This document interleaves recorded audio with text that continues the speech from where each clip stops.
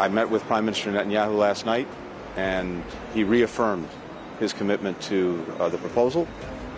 I also had an opportunity to speak to Defense Minister Gallant and other senior Israelis this morning. And I think there is a strong consensus, again, behind moving forward with the proposal. But it really is down to one person at this point. We'll see what comes from them.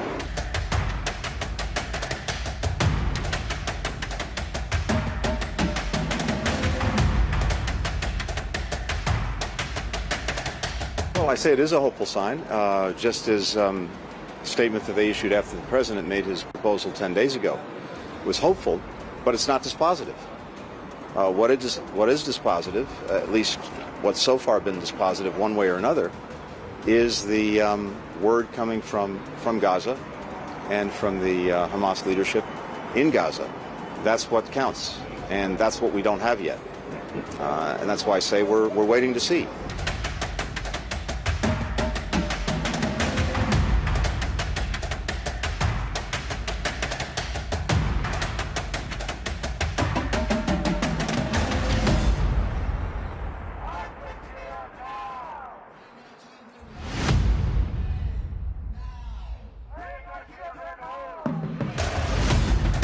הייתה עכשיו פגישה, חלק גדול מהפגישה עסק בחטופים, הם מחויבים, הם מבינים שצריכה להיות עסקת חטופים, הם מבינים שצריך להחזיר את כולם הביתה, זו המשימה העליונה של החברה הישראלית. עד שהם לא יחזרו הביתה, לא נדע מנוחה, וחשוב שהאמריקאים מבינים את זה, תומכים, דוחפים איתנו יחד לעסקה. תודה רבה.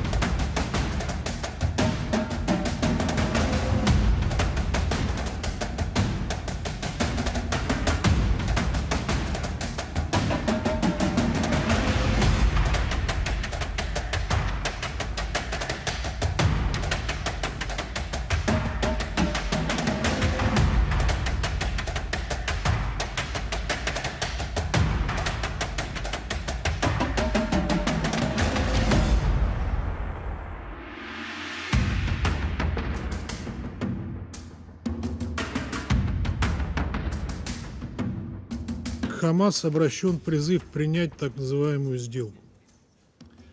Но по-прежнему нет полной ясности относительно наличия официального согласия Израиля, как это прописано в резолюции, на предложенную президентом Байденом сделку на фоне многочисленных заявлений со стороны Израиля на тему продолжения войны до полной победы над Хамас.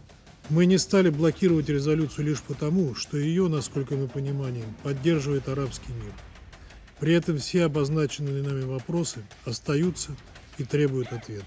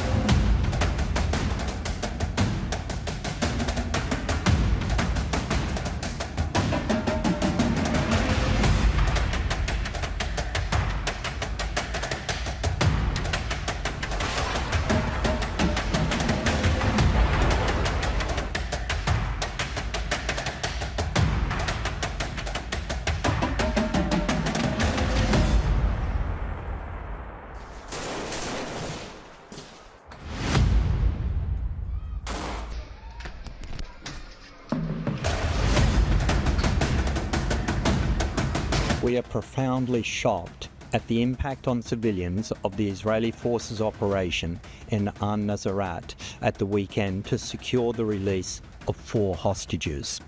Hundreds of Palestinians, many of them civilians, were reportedly killed and injured. The manner in which the raid was conducted in such a densely populated area seriously calls into question whether the principles of distinction, proportionality and precaution, as set out under the laws of war, were respected by the Israeli forces.